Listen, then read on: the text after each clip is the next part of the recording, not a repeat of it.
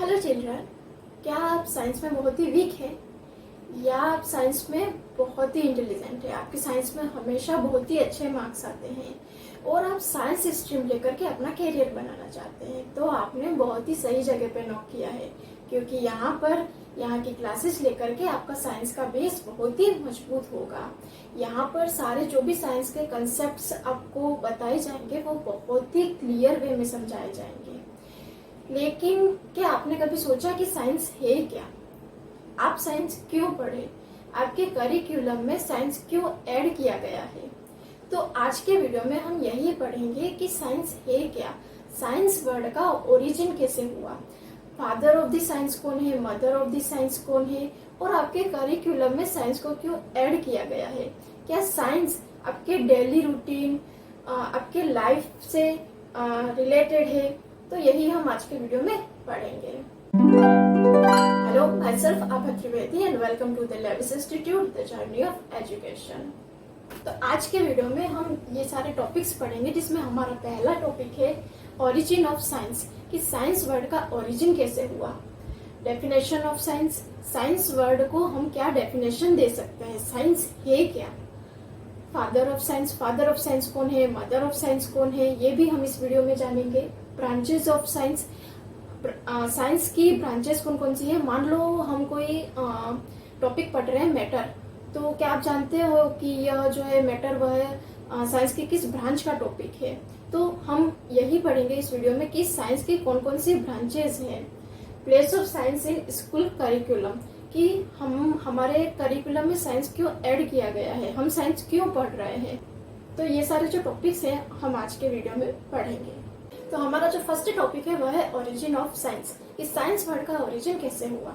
Science word को हिंदी में कहते हैं विज्ञान। तो विज्ञान जो है वह दो शब्दों से मिलकर के बना होता है, वि प्लस ज्ञान।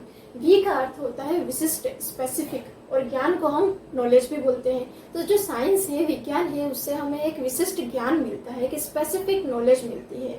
अब हम लेते हैं इंग्लिश वर्ड साइंस।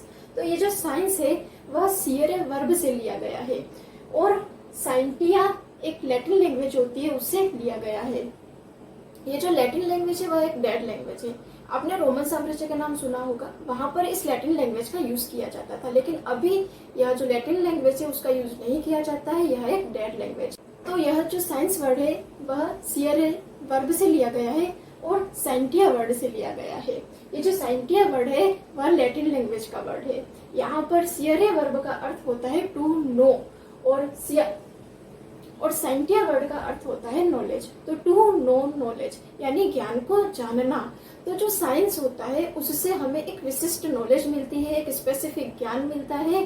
तो क्या हम कह सकते हैं कि ज्ञान का दूसरा नाम ही विज्ञान है। The science is another word for knowledge. The science is another word for knowledge. तो इससे हमें पता चलता है कि जो साइंस है उससे हमें एक स्पेसिफिक नॉलेज मिलती है। अब हमारा दूसरा टॉपिक है द डेफिनेशन ऑफ साइंस। अब हमारा अगला टॉपिक है डेफिनेशन ऑफ साइंस। देखो, हम साइंस को क्या डेफिनेशन दे सकते हैं। साइंस जो है वह नेचर की स्टडी करता है, और हमारे चारों ओर जो फिजिकल वर्ल्ड होता है उसकी स्टडी करता है, उसके बारे में हमें बताता है।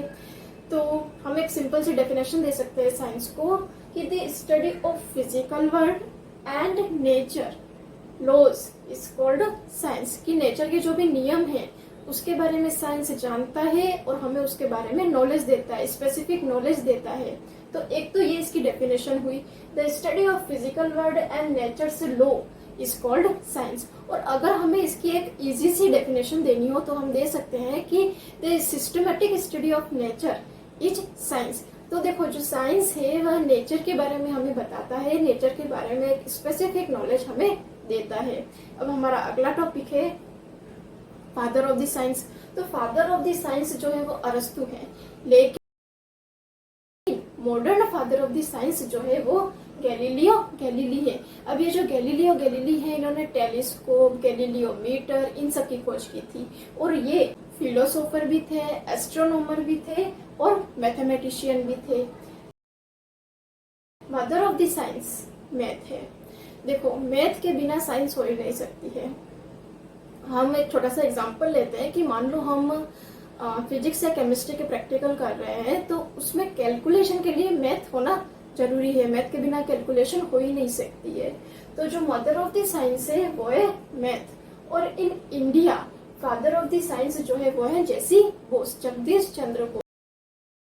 जगदीश चंद्र बोस को फिजिक्स के क्षेत्र में नोबेल प्राइज भी मिला था।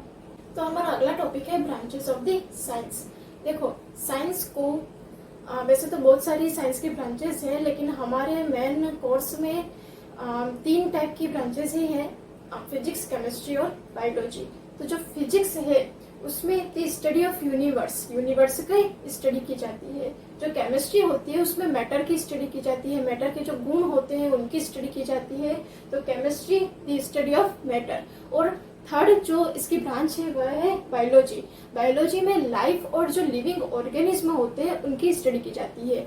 और यह जो बायोलॉजी होती है उसको 2 पार्ट में डिवाइड किया गया है, बॉटनी और जूलॉजी।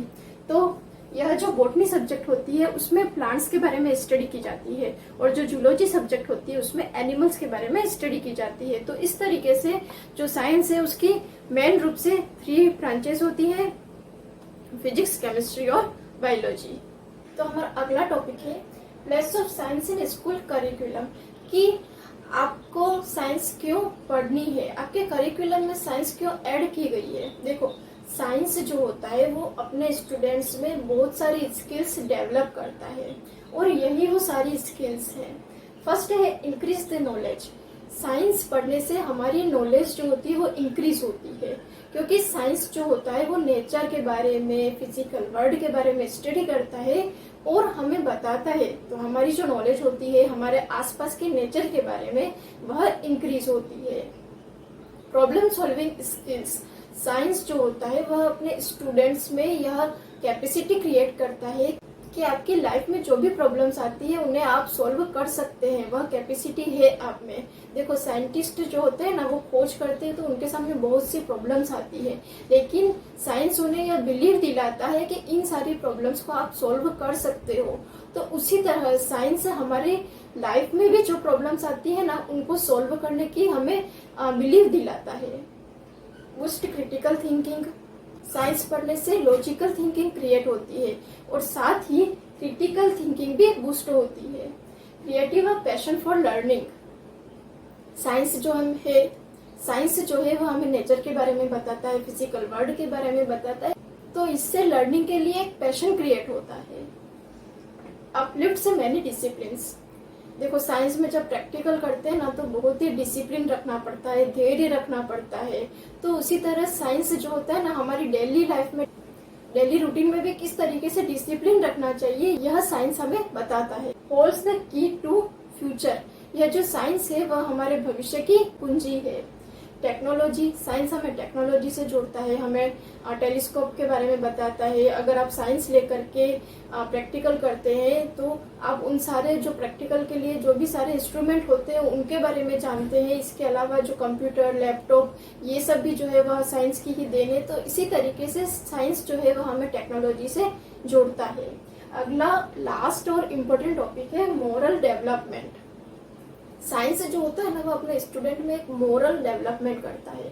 देखो अधिकतर लोग ये मानते हैं कि जो साइंस के स्टूडेंट्स होते हैं वो भगवान को नहीं मानते हैं, लेकिन ऐसा नहीं है। जब हम साइंस पढ़ते हैं ना तो हमें और अधिक रहस्यों के बारे में जानकारी मिलती है, तो ईश्वर के प्रति और अधिक आस्था बढ़ती है। तो जो साइंस के स्टूडेंट्स होते हैं ना वो ईश्वर को और अधिक मानने लग जाते हैं। तो इस तरीके से साइंस जो है व्यक्ति में मोरल डेवलपमेंट भी करता है। तो अगर आप साइंस पढ़ेंगे तो ये सारी स्किल्स आप में डेवलप होंगी, और इन्हीं सारी स्किल्स को डेवलप करने के लिए आपके करिकुलम में साइंस को ऐड किया गया है। तो यही सारी स्किल्स अगर आप खुद में डेवलप करना चाहते हैं तो लेविस इंस्टीट्यूट के साथ में बने रहिए, मेरी आगे की क्लासेस भी देखते रहिए। Thank you.